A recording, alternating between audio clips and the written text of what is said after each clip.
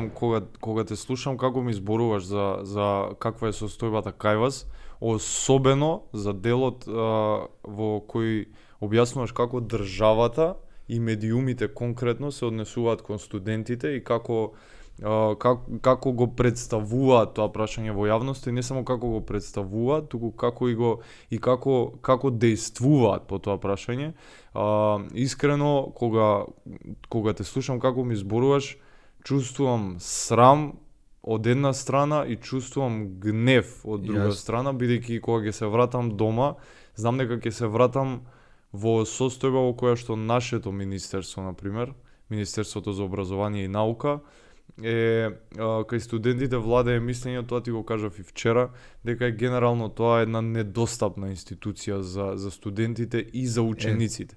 Значи има, не знам на што се должи таа состојба искрено, ама кај студентите кај нас владее апатија, владее општа недоверба, не само кон институциите, туку и факултетот општо, ме разбираш како... Разумем те, на šta mislim da je to, da tamo studenti nisu dovoljno u fokusu, u smislu to je neka grupa ljudi koja se školuje i to je to, a uopšte se ne gleda na njih da su tu ljudi koji će za 5, 10, 20 godina voditi tu državu, u smislu ne voditi politički, to je nebitno, nego voditi u smislu da će to biti lekari, inženjeri, pravnici, o tome se radi. I ako oni, s druge strane, to što ti kažeš, empatija vlada među studentima, i na vama je da ih animirate. Ja znam da to nije lako i da u zemlji da ti nisi kao prepoznat kao organizacija, kao skup nekih ljudi koji se bore za prava, jako je teško da ti tu nametneš da je student bitan, ali moraju da se animiraju studenti,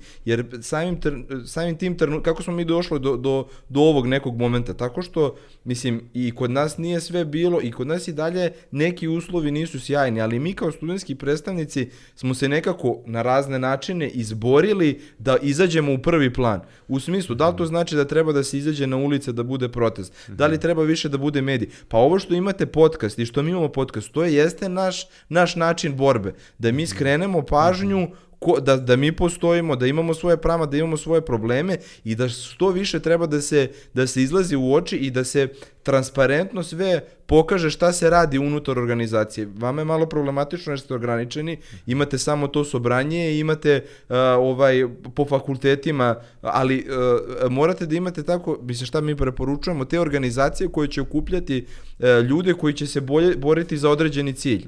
Jer ovako vi ste deo univerziteta i vi nemate toku slobodu. Naprimer, Savez je nezavisan, niko nije iznad nas, mislim ne nas pratu iznad, nego niko ovako nije iznad nas i mi ništa, niko nas ne ograničava da radimo bilo šta. Da li će to da bude podcast, da li će to da bude objava na magazinu Student, odnosno članak, da li će da bude ovako štampano izdanje magazina i unutra da piše i mnogo velik, mi smo imali odgovor na jer smo mi tu dosta kritikovali i sistem koji trenutno kako funkcioniše, kako se dobijaju poslovi i te neke stvari. Znači mi imamo pravo i tako moramo da skrenemo pažnju, jer ne vredi, moramo skrenemo pažnju svojim radom i svojim, ne gnevom, ja bih to rekao i svojim otporom. Znači ako nam nešto ne odgovara, nemamo prava, hoćemo krovnu organizaciju da bi mogli da se povežemo sa kolegama. Bili smo u Srbiji, videli smo, imaju to i to funkcioniše dobro. Šta su neki zaključci našeg sastanka sinoć, jeste da bi bilo dobro da napravite krovnu organizaciju koja će se baviti svim studentima i koji će moći da se umrežava sa studentima iz okoline, iz Evrope i sveta, a s druge strane da i napravite možda neki podzakonski ili zakonski akt koji, kao što mi imamo zakon o visokom obrazovanju, ali on se bavi visokim obrazovanjem i imao je samo 2-3 člana vezano za studentski parlament i to. Uopšte nije bio prepoznat. Ali onda smo se mi izborili tako što, ali tu sad mnogi faktori igraju, znači mora ipak da postoji neka konekcija u ministarstvu, da se skrene pažnja, da se prave tribine, ovo ne valja, moramo to zakonski i da se napravi taj kao još jedan zakon, to je zakon o studentskom organizovanju. Mi smo radi da vam, jer su i članovi Saveza učestvovali u pisanju tog zakona, da tačno pokupite dobre modele. Mi tek sad, u posljednjih godinu dana, implementiramo taj zakon i dalje na svakom fakultetu ne funkcioniše. Ali mi se pitamo i kada se bira dekan, mi treba da imamo svoj budžet za svoje projekte, kako se zove, rokova treba da bude toliko, organizacije treba da funkcionišu tako, parlament i tako, sve smo to definisali i mislim da takvim stvarima se uređuje samo, odnosno utaba se put da vi možete da nastavite da radite. I vama je, na primjer, mislim, teže, jer vi ste ti koji ste sad, niste vi džabe seli u kola i došli ovde da čujete šta se ovde radi, to znači da imate ideju, mogli ste sedeti u Skoplju, piti kafu, sunčan dan, ne, vi ste došli i hoćete da čujete šta je dobro, šta je novo i šta možete da implementirate. Mi ćemo se na sve načine boriti da i kroz te evropske organizacije i kroz naše dolaske kod vas da pokažemo da radite pravu stvari, da vas podržimo i da tamo ljudi koji kod vas odlučuju i neću da imenujem i rektori i ministarstva i sve, da oni kažu, ovi ljudi stvarno imaju inicijativu, doveli su ceo Balkan, u cijelom Balkanu to funkcioniše, ajde i mi da probamo.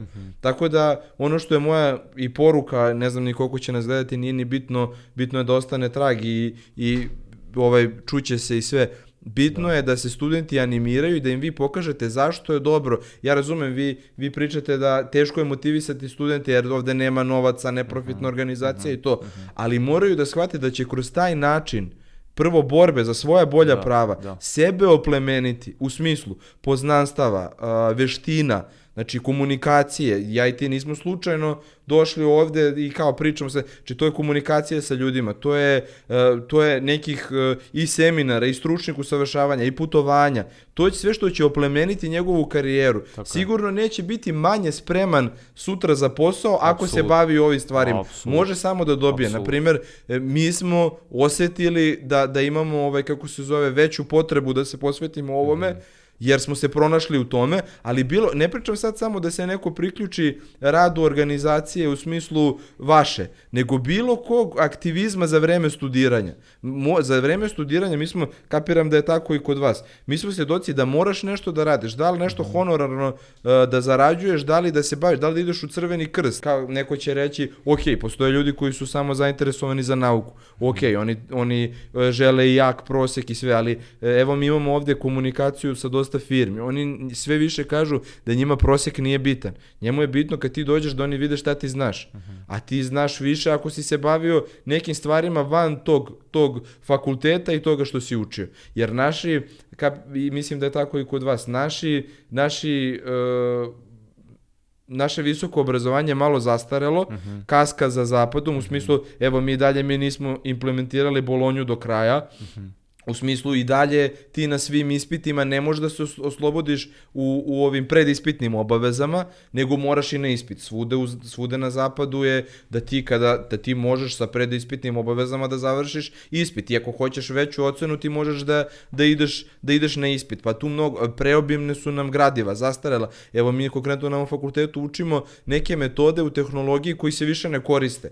To je zaista nepotrebno i zato mnogo je veliki posao da mi sad menjamo ceo obrazovni sistem, kako će da se uči, to nije na nama, ali možemo, ja sam tako mindsetovo sebe u glavi, da ako ne možemo da menjamo taj sistem, možemo malo kroz akreditacije, kroz neke molbe, kroz zahteve ministarstva, možemo nešto da menjamo, ali ajde ovu drugu stranu da oplemenimo. Tu, šta sve može da se nauči, gde može da se putuje, ko može da se upozna i te stvari, ajde da radimo na tome. I pozivam sve studente da se prvo uključe u aktivizam, a sami neko od njih će se pronaći, na primjer, u dizajnu i on će kasnije raditi kod vas volonterski dizajn, ali će ga to naterati da nauči i to će mu možda nekad biti posao. A neko će kao mi da uđe u borbu i da ide do kraja u fazonu, ajde da izguramo ovo, ajde ovo ne valja. Tako da malo smo odlutali od teme, ali to je poenta, znači da što više ljudi ima i što više iskaču u plan, to će vaša prava biti veća jer ćete imati veću snagu.